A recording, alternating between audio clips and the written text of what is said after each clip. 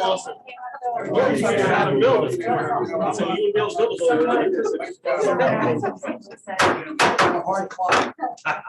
Good evening, everyone, and welcome to the workshop meeting for Northwestern Lehigh School District for the month of November. Please join me in our opening exercises, the pledge of the flag, followed by a moment of silence. I pledge Allegiance to the flag of the United States of America and to the republic for which it stands, one nation, under God, indivisible, with liberty and justice for all.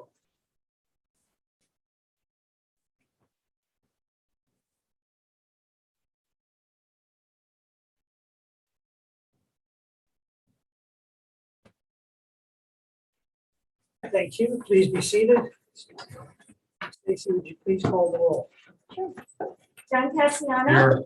Willard Delaker. Here. Joseph Petzinger. Here. Todd Hernandez. Here. Todd Lyden. Here. Rosemary Lister. Here. Alan Rex. Here. Rachel Scheffler. Here. James Warfel. Here.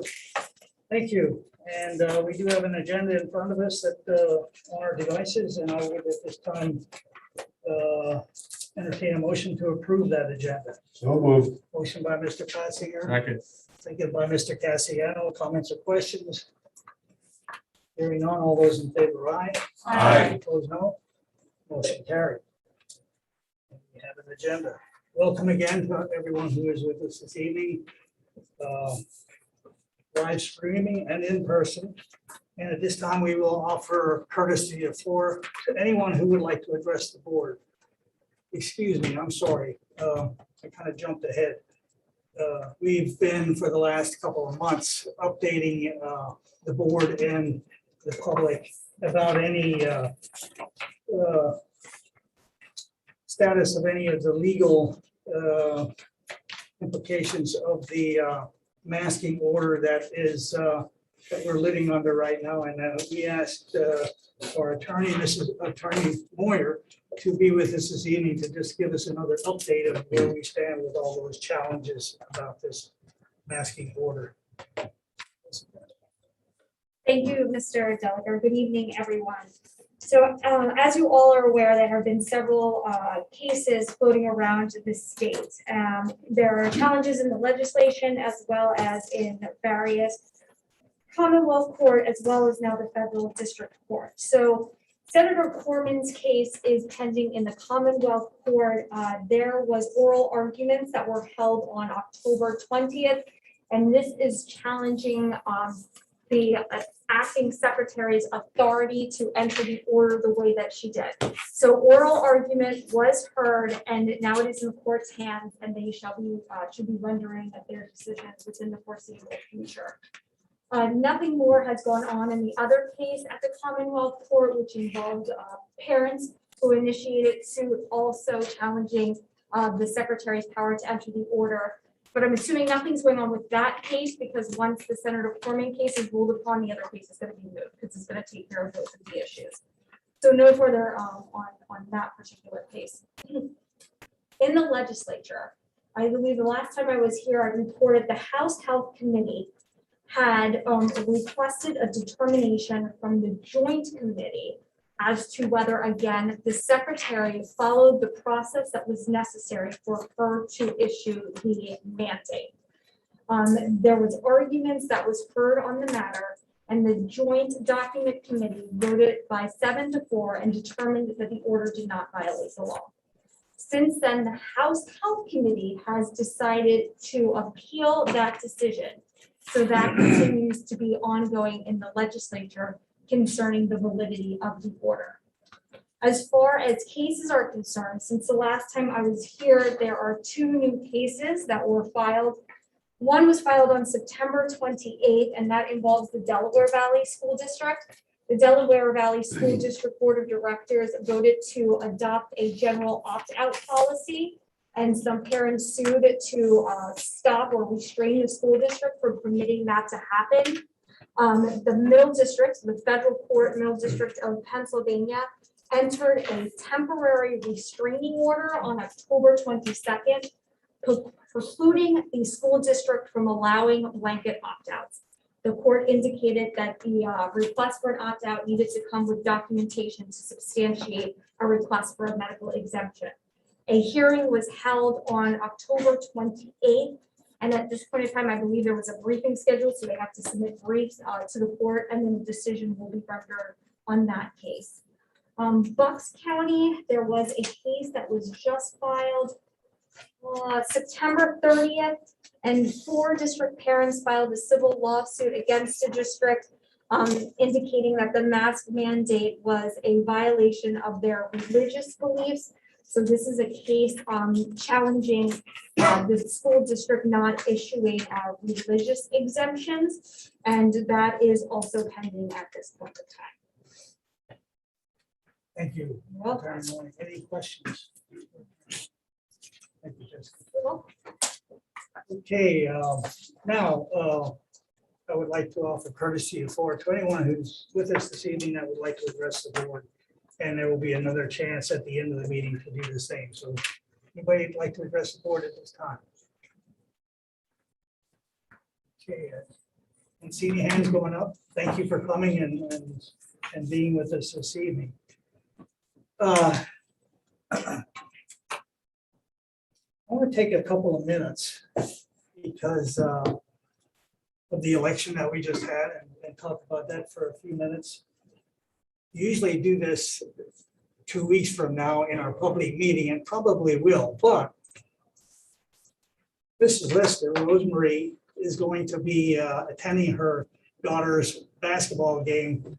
She plays for a team in New Jersey and they're playing in Kutztown, so it's close to home and they're gonna make it, and as you should be at her game. So because you're not gonna be with us 2 weeks from now at our public meeting, I'd like to take a few minutes and just talk about 3 people who are with us this evening for their next to last board meeting, and wish you the best moving on. So what I wanted to do is just review things you probably haven't even thought about in your tenure here in the last term. It's been anything but routine, as we all know.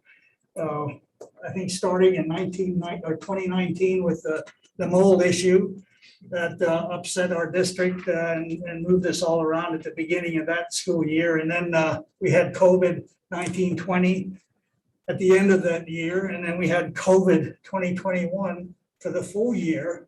And we're currently into the first year of 21-22 navigating through this COVID environment. All the virtual meetings we've had, the Zoom meetings, the graduation that we had the first year in 2020 were all totally different and something that we never experienced before. So we're finally getting back to a 5-day week full-time instruction and want to keep it that way.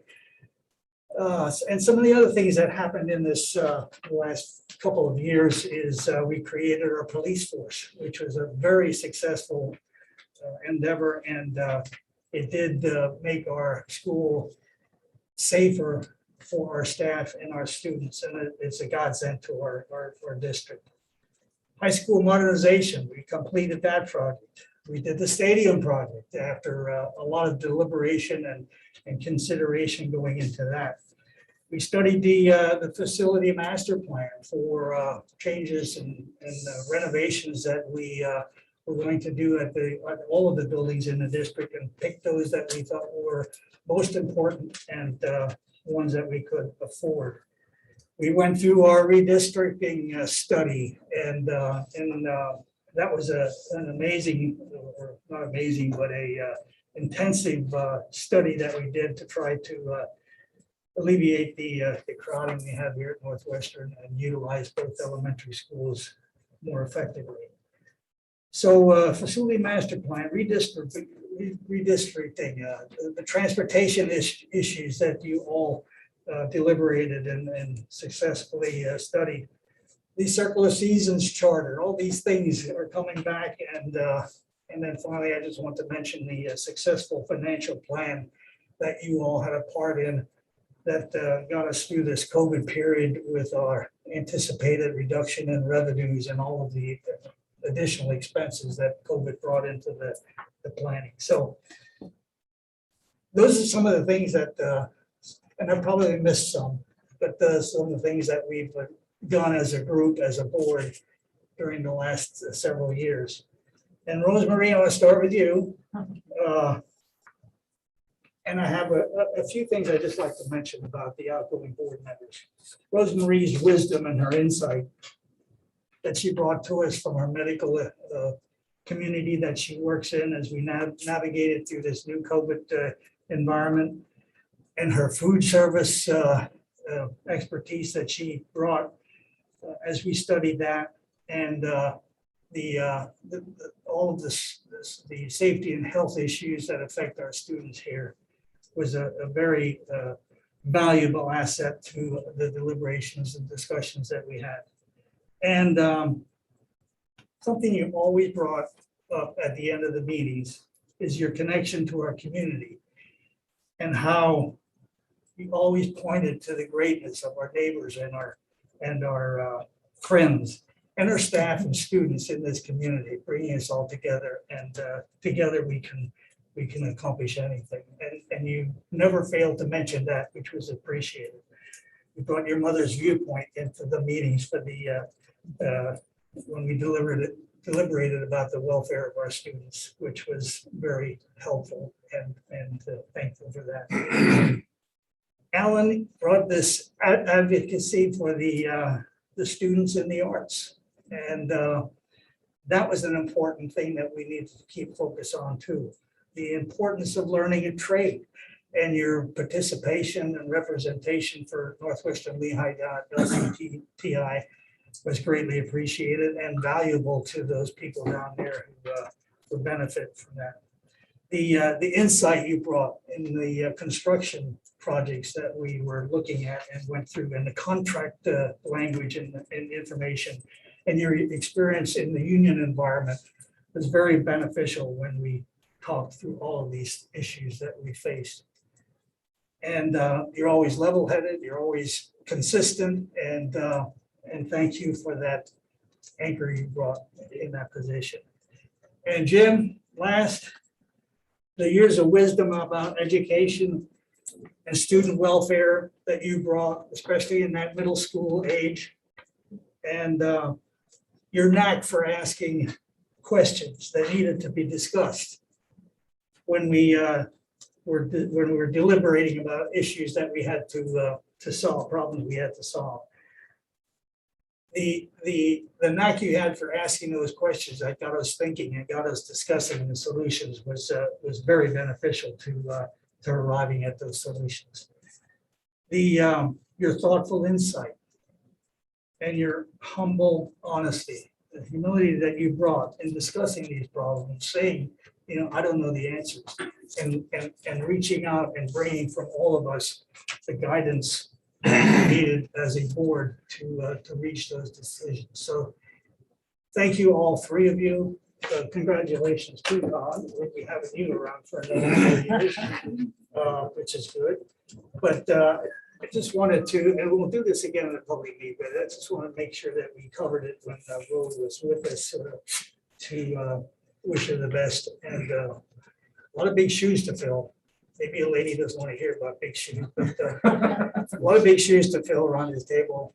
And we, as we inaugurate the new board in next month, we will wish you the best, and hope we keep in touch and involved. And I know of one position that'll be open in 2 years from now, so keep those election signs ready. All right. Just know you'll be missed, and thank you for your service to this community. So, where are we on the agenda now? We are, there is nothing on the agenda for curriculum and building issues this evening, so we'll move right into policy. And I think we have several, 1, 2, 3, 4, 5, 6 policies first reading this evening. Dr. Sismovic. Yeah, thank you, Mr. Delacour. Thank you, Mr. Delacour.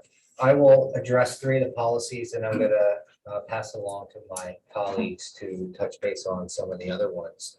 The first 2 that I'll address are board policies 006 meetings and 903 public participation in board meetings. These require updating due to the Sunshine Act amendments per Act 65 of 2021. As you, Mr. Delaker, highlighted at a previous meeting, Northwestern for many years has already instituted many of these changes.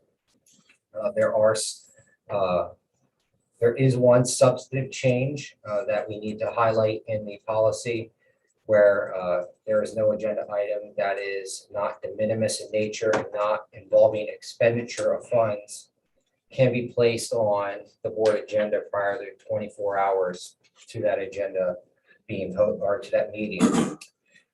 These two policies have been updated to reflect the recent changes. They have been reviewed by our solicitor and they are for your review. There's also a third policy, which I'll speak about, which is policy 002, authority and powers.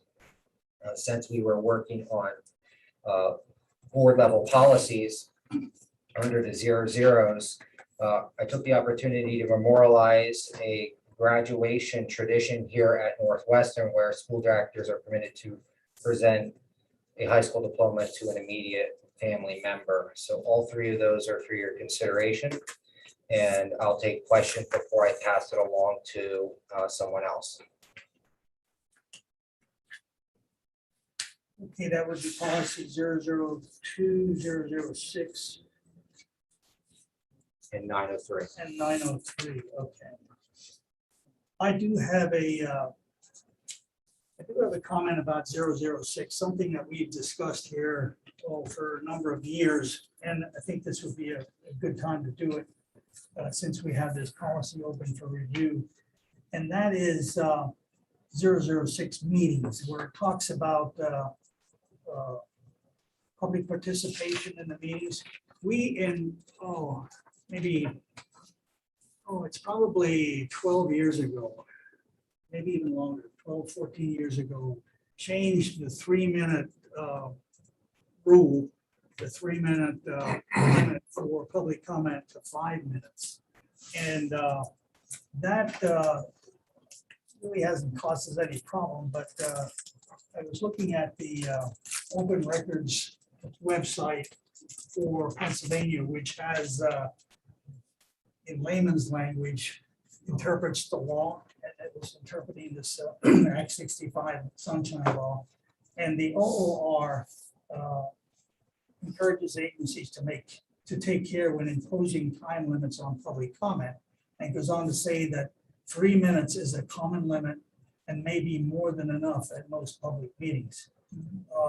So I think what I'd like to propose to the board, and we can put this in the minutes, and this all of these policies are open for 30 days for public comment and board comment. I would just like to suggest that we make the limit for public comment 3 minutes, just in the interest of facilitating the board meetings. Back in those days, we go till midnight sometimes for meetings and discussions. I can tell you, after working a full day at a job and sitting here for 4 hours at night or 5 hours in a meeting, you start getting inattentive at the end of the meeting, and you're just not thinking through. So just in the interest of facilitating the meetings, I would like to have that, recommend that we change that back to the 3-minute rule. Some schools even have in their policies limits for a single item. They have, like, for a single issue, they would limit it to 20 minutes total. So whoever gets to speak within that first 20 minutes, and then they move on to the next issue. I don't think we need that. We've never had that kind of an issue here. And some schools don't allow public comment at the end of the meeting either, which we do. And I think that is a good idea to hear public comment after hearing the deliberation of the board during the meeting. So that's the only suggestion I would make for policy 006 at this time, is to change that 5 minutes to 3 minutes. This is something to think about. And any other comments on these policies? I mean, I don't have a problem with going to 3 minutes. I feel like you've given discretion to, depending on the topic, or, if somebody wants to go 4 minutes and it doesn't delay the meeting, I And don't. people have gone more than 5 Yeah, minutes. it's people gone well, well longer than 5. It's more when you get it, if there's 50 people here and they all go 5 minutes. And it's start to- kind of gives a planning to the people who want to make the public comment. And to quote Shakespeare, when he says brevity is the soul of wit, to be brief and concise, and we can move on. And then everybody else has a chance to hear everybody, or we're not repeating ourselves. Thank you. Okay, All right, I'll make that adjustment and have it ready for the upcoming meeting. I will toss it over to Mrs. Natika here to discuss the other ones. Thank you, Dr. Stevick. The other policies, 810.1 and 810.3 are existing policies. They require minimal updating due to Act 131. Act 131 requires school vehicle drivers to promptly report arrests and convictions if they're charged with some type of motor vehicle violation or traffic control item. Timely notification always also changed from 30 days to 15 days. So there's minor changes to these two policies. The other policy also is a very minor change, just a wording change. Policy 313 under conduct and, 317 under conduct and disciplinary action for our employees. In that policy, it states that criminal history record checks are required to be updated every 3 years. That law did change, and it's every 5 years or 60 months. So those are the only minor changes to these 3 policies. hey, any questions for Luann about those policies? We have them in front of us to review, and they'll be posted for another, excuse me, we've had them in front of us to review, and they will be posted for another 30 days, and we'll look at them next month.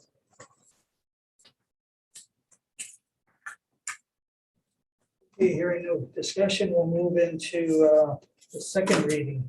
We do have a few policies for second reading, I think there's 2 of them. And that we will be taking action on in 2 weeks. Yes, Heard sir. any? I have not had received any comments. They stand as is. Okay, and that's school security personnel and handling of public complaints.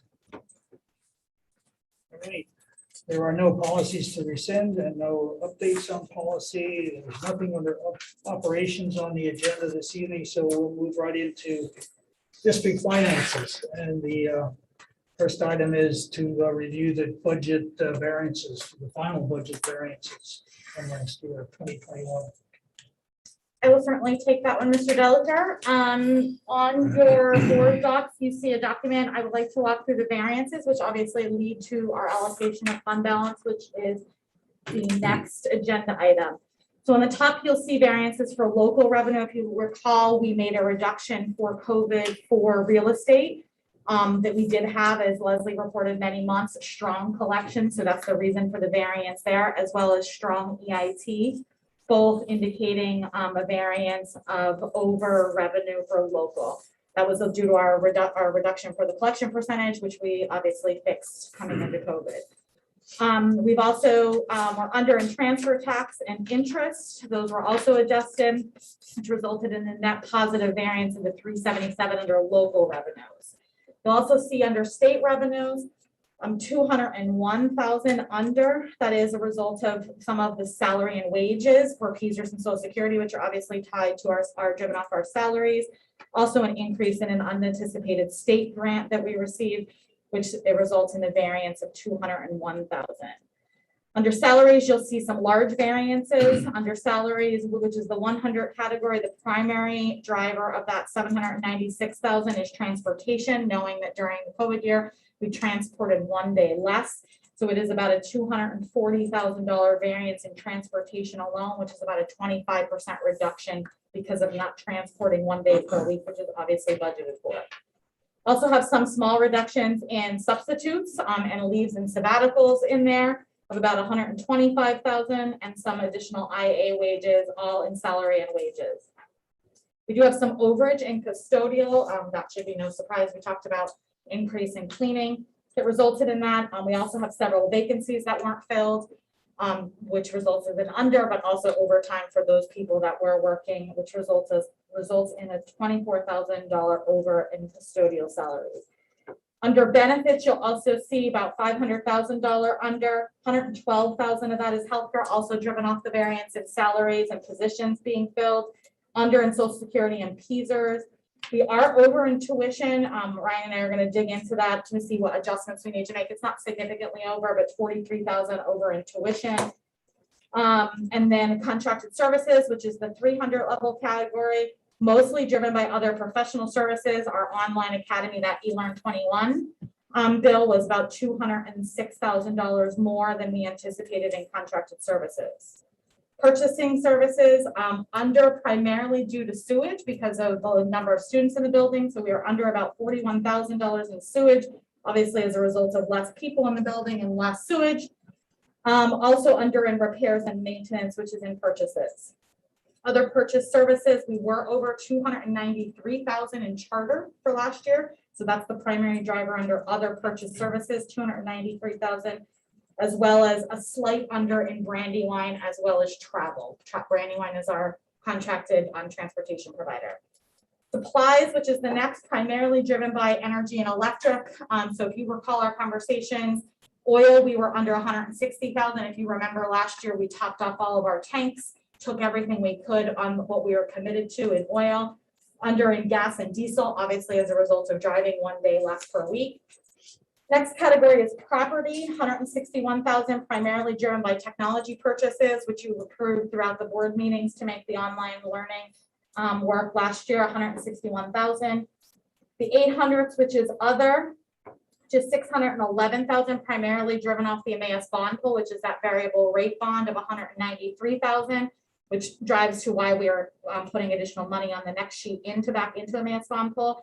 And budgetary reserve. So the two biggest categories, 193,000 in Emmaus bond pool, 400,000 in budgetary reserve. And lastly, other financial uses, extra curriculum purchases and extra bus purchase, all transfers that go into other financial uses. So you will see a net increase to fund balance, which you need to allocate, which is the next agenda item of $609,000. I will certainly take any questions, and if I don't know the answers, I will find out and get back to you on first the variances, and then I'll explain obviously where we decided to make some allocations as long as you agree with that. So it will be a net increase to fund balance of $609,159. First of all, awesome. Yeah, Leslie prepped me. I can't do that on my own. Second, just for point of clarity, because it's not labeled at the top of the page, this is all through June 30th, Yes. 2021. Yes. Okay. And were we able to use any COVID money for this? Did we receive any COVID money that helped this? It's the opposite problem. So we have money excess. We're not under budget. So, but one of the state grants, PCCD, is one of the reasons why we received additional money in state. So the $609,000 means we had $609,000 budgeted that we didn't use. Like transportation's 240 of that because we didn't drive on Wednesdays. Some of it's driven off salary and healthcare, along with increase in revenues. So yes, there were things that we used that were COVID related, but that resulted in some additional variables in your budget. Okay, thank you. So so we're about 0.5%. See, Yeah, 0.5% over in our revenues that we budgeted for. And that was local revenues. And we thought, we remember how we were really worried about the EIT and the real estate taxes not being able to be collected because of COVID and people losing their jobs, not working, that kind of thing. Fortunately, our community didn't suffer that kind of an impact, and we came through with that. Yeah, both your real estate and your EIT came in very strong. Yes. And so if you remember, I think we only made a 0.5% of change, but 0.5% of change is like $500,000. That's what we were anticipating, and it didn't have that impact, which means your real estate and your EIT collections came stronger than we thought they would. And all the other variances under the expenditures are consistent with what we've been talking about with COVID and those additional costs and some of the grant money that we get to offset it. Or ESSR, I suppose. Yeah, and to go back to John's question, as I'm looking at the categories, John, there are certain things in there you can use for COVID money, but there are certain things you can't. Like, so the charter money, we specifically asked us, can you use any of the SSCR money for any of the overage to charter? The answer is no. It has to be like an internal expense. So like some of our technology purchases. I was just gonna ask the technology portion, because we utilize that to do online learning. Mhm. Any of that reading? Almost all of the Okay. technology purchases are through the SSCR money. So congratulations to the entire staff for underspending the expenditure portion of the budget by 4.5%. Commendable.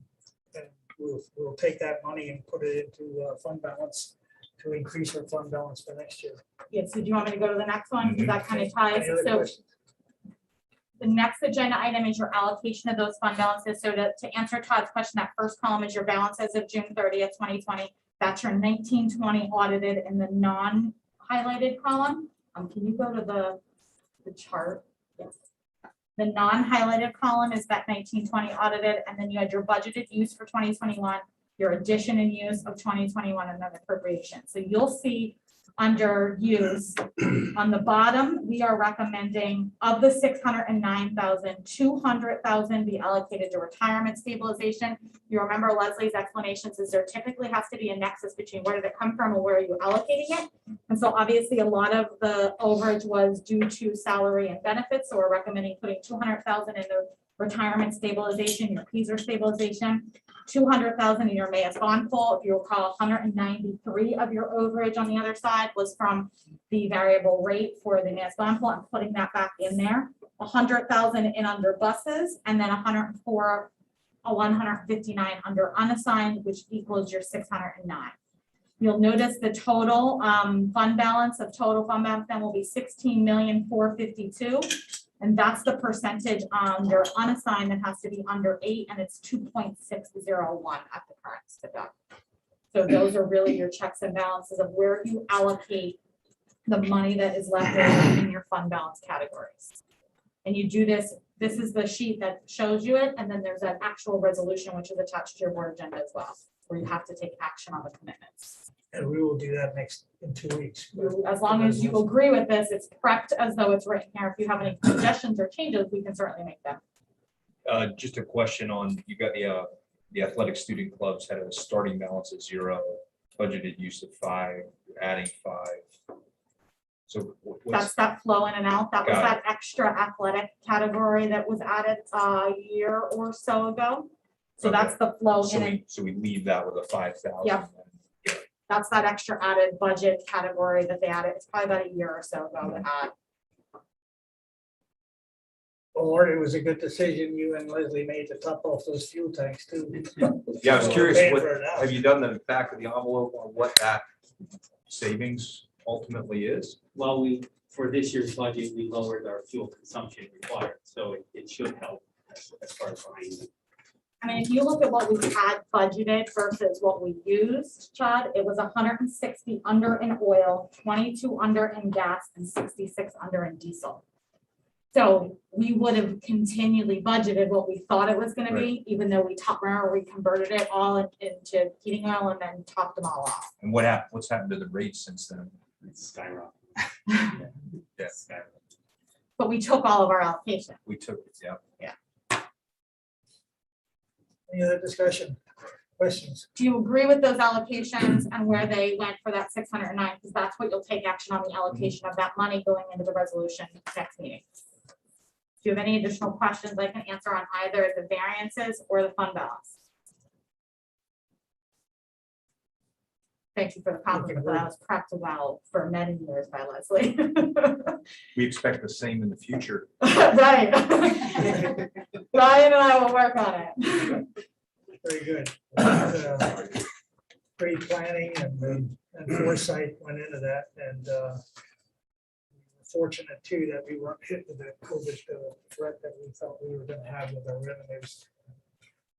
All right, so we'll see that resolution come back in 2 weeks and take action on that. Next item under finances is a trip to Spain in June. Board retreat? Yeah. There we go. Do you want to go? I did put the itinerary, for those of you who want to see the itinerary, it is under admin content if you wish to see the itinerary. Obviously, this is pending on the current pandemic status. But we would like your approval for them to go to Spain, June 21st to 30th. It's preliminary approval at the November 17th meeting, but the preliminary tentative itinerary is in your admin content if you wish to see it. I didn't know if it was wise telling everybody where they would all be, so we hit it and put it in admin. So this is a preliminary approval just to let them do some more planning and then we'll have a final. I don't know that you final, I have to check on that. I don't know that you final approval, but certainly it can get canceled based on that COVID. And this is all, yeah, based on COVID requirements, but this is all voluntary, opt-in, opt-out for parents and students, and it's all paid for out of the student activity fund, which is funds that the students are raising. When's the last time we did an overseas trip? Wow. 2 or 3 years ago, Kate Fitz and 2 other staff members with Flick took them somewhere, but I will have to get an answer to where. Any idea about how many? I don't know, but I will bet you anything does know the answer to that. So I'll see if I can get you an answer before the end of the meeting. All right. Okay, so Why do you want to see if there's open spots? Is that what you want to know? Chaperones, right? It's hard 24/7 work to get chaperones thing. okay, Following up on our Spanish. yeah, that's just information. So we'll take action on this in 2 weeks from now. Think about it. If there are any questions that come up, well, And I'll get you an answer. If I don't have it before the end, I'll put it in your priority report. okay. Next item on the finance agenda is community education classes. This is a routine. They are, and yoga has been offered many, many times before. And so the only class that you're approving is 3 sessions of yoga with varying dates. The instructor has been a familiar instructor with us. As you recall, the community ed programs are always net neutral in terms of we can't lose money on them or they're not offered essentially. So they have to have the right sign up in order to not cost the district any money, but done as a community service. And this fits into our COVID plan too. Yeah, we are allowing use of facilities for groups. So yes, for community ed, they have to follow the same rules as everyone else, but yes. Okay. Routine item, questions? Next item is the school psychologist agreement. Yeah, thanks, Mr. Delaker. So as you all know, one of our school or most likely you know, one of our school psychologists is out on maternity leave through the end of the school year. We've been unable to secure a full-time school psychologist to replace her and her work. So we've been trying to be creative. I was pointed in the direction of reaching out to Dr. Katchmar from Northampton School District. He's their supervisor of psychological services. He's been kind enough to arrange Felicity Han Panovic, who is the agreement that you see before you. She's worked at Northampton for 7 years, and she comes highly recommended to us from Dr. Katchmar. We would like to utilize her for individual evaluations, not where she would pick up an entire caseload.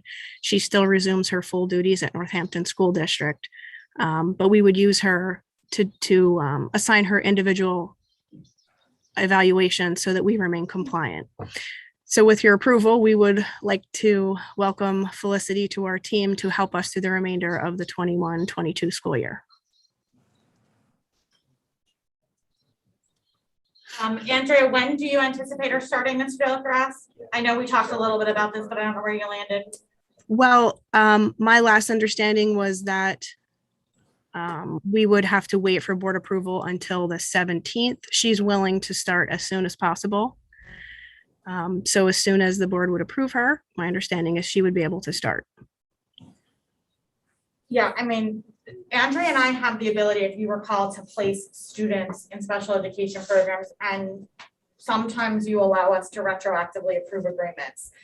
I didn't know if you are comfortable with that in this case on the school site. We are down to 1 school psychologist and have been for 3 weeks now. Yes. And so the sooner the better, but if you're not comfortable with that, I certainly don't want to rush it. I know this is the first time you saw it, but we did try to actively recruit a long-term sub for the position and we're unsuccessful doing so. And so the sooner the better getting this person on board and started, but I don't know your comfort level with retroactively approving an agreement. So I'll need to hear from you about that. I take it contractor means she's billing us directly, Correct. so not through Northampton. So she's a 1099, is that, She's on all. okay. Yes, she would not be our employee. employee. And do we have a backlog now with IEPs and all these things that she will be? Evaluations, so the school psychologist.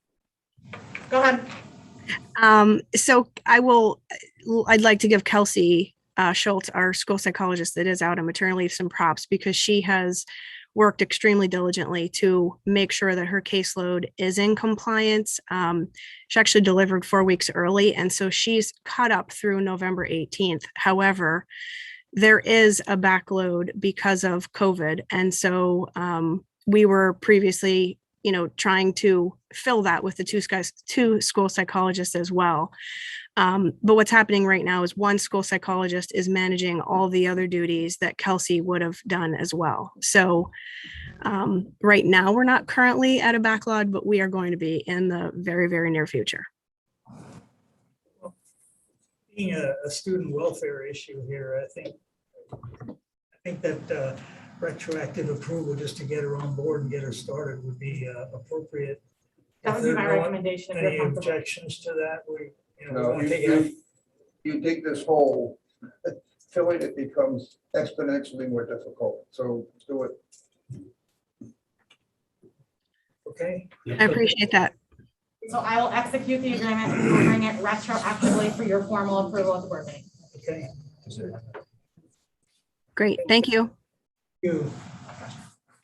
And that moves us down to the reports that we will be receiving in 2 weeks. And you've had a chance to look at the numbers in the financial reports. Are there any questions, comments?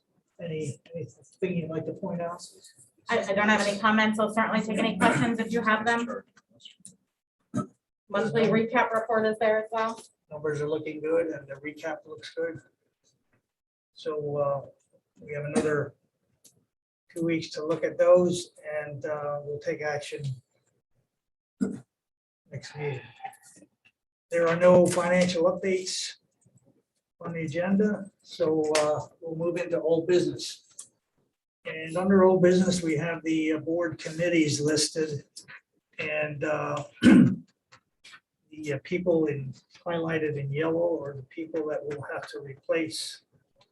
So I think we'll just keep this in front of us, and when we bring the new board members on, we'll try to see if we can talk them into doing any of these extra meeting responsibilities. For the audience's point of view, the IU Board of Directors position is open. It's on the screen. I think you can see it. The Curriculum Council, there's a vacancy, and the School Health Advisory Council. I think the most immediate of those three is the IU, because I believe Dr. Orfel can correct me. They also do reorganization around the same time we do. So I believe they will be anxiously awaiting a board member to serve as a Northwestern Lehigh board member on the IU 21 board. The other two are not as time sensitive. One, because there are several other members on Curriculum Council, as well as School Health Advisory Council meeting annually versus a monthly commitment. So I guess we can shout out to any of the successful candidates who may be listening, streaming tonight. If you're interested in representing Northwestern Lehigh at the Carbon Lehigh Intermediate Unit, which is what, one meeting a month, about an hour or two. Oh, they do much better than that sometimes. Okay, But you also get dinner. Just Okay. to point It's a out dinner some meeting. perk. Dinner before meeting. Okay. all right. But It's it's the third Monday of the month. third Monday of the month, and it's a great way to meet and network with other school directors through the IU and LCTI as well.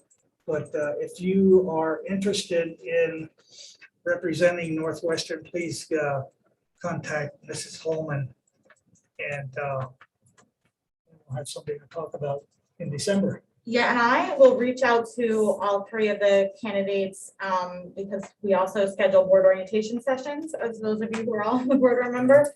And so I will reach out and offer both of those things, because board orientation, we will start with legal and HR, as well as open appointments. Okay, any other old business from anyone on the board? I want to move into new business. Yes, sir.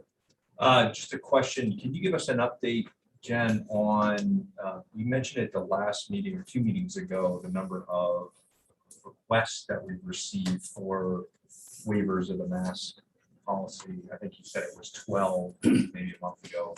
Any additional or? It is, I will double check right now. I believe it is still at 12 with 7 granted, Thanks. 5 families for a total of 7 granted.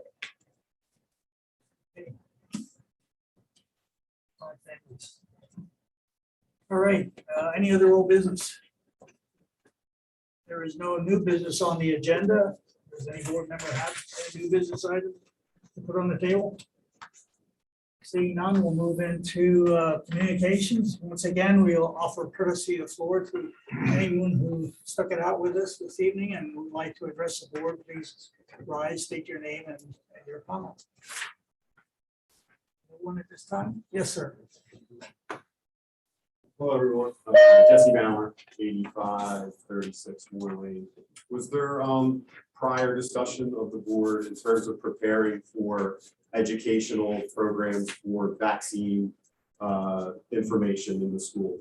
Because there's been information in the community about maybe some proactiveness that has been done. I didn't know if the board had already had discussions about how they were going to handle doing some clinics. I know last year there was some clinics with vaccinations at the school. Is that something that's planned again for this year? It is something that's planned again. The board previously hasn't approved those. They go through our regular use of facilities policy and our program. So we've offered 2 to date. In our schools, completely optional and voluntary by sign up. Usually in the evenings how they have them, but there are plans that we would offer that again with our partners. LVHN offered a clinic as well. That hasn't been board discussion or hasn't been approved by the board per se.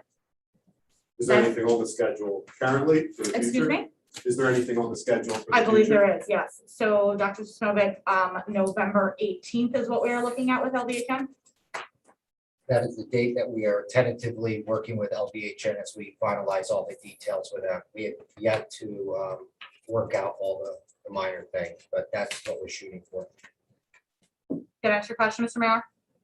Well, it does answer my question. I just think it's interesting that there's no discussion of that this evening. That's November 18th is very recent. Seems like considering, some of the community's concerns, you would have a further conversation about why you would choose to educate and maybe add some positivity to it, considering we know that people don't feel well about that type of education occurring on property grounds. I just would hope that there would be some better messaging, coming out of the district. I was trying to look back to see if I missed emails notifying the public, hey, November 18th, we've got this going on. Here's what we want to do. Here's why we believe in this. Here's why we think it's a good thing to offer the community. I don't see any of that. So it seems kind of sneaky, and it doesn't message well for myself, and maybe I'm just alone, but I think there's other people that probably feel very disturbed that it's a very subtle message of something that's very serious and people are upset about. Well, let me clarify something first of all. There's no intent to be sneaky about anything. We've been totally transparent about everything. We send a personalized email to whoever in the community has email when we've offered the clinics in the past, and we will do so again.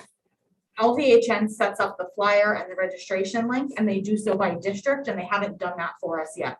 So it would be naive for me to send something out with half information without a link, without all the information from the provider. They are the medical provider on site. We don't encourage or not until something is determined by the Department of Health whether students get it. That is a completely family choice. If a family does at this point not want to get the vaccination, it's as simple as deleting the email. If they wish to take us up on the offer, it's offered on site here through a health provider with a link through them to register. So there's nothing underhanded or sneaky about it. everyone in the organization will get an email when it's scheduled, and we have all the information from LVHN to do so. We checked as late as today, and there are districts that are in front of us that have the link and have their flyers going. They just haven't done that for us yet. So I'm slightly offended by the accusation that it's underhanded, because we've been nothing but transparent, sent it via email every time we've done it. And that holds true if you go back in your email for the previous 2 clinics we've offered for adults. Yeah, Mr. Barr, the hair in the back of my neck went up a little bit when you mentioned that secrecy or sneakiness. All we've heard is choice, give the families and the parents a choice. And now you're asking us to advocate for people to come in and get the vaccine. To me, it doesn't make sense. I'm not advocating for it, I'm advocating for communication. All right. Proactive We heard, communication to improve the and narrative. now you know the rest of the story, right? Okay, anybody else would like to address the board this evening? Well, thank you for coming, and thank you for your comments. And we will be adjourning and immediately beginning an executive session for personnel immediately following this meeting. Motion to adjourn. So moved. Mr. Patsinger. Second. Mr. Rex. Meeting adjourned. Thank you for coming.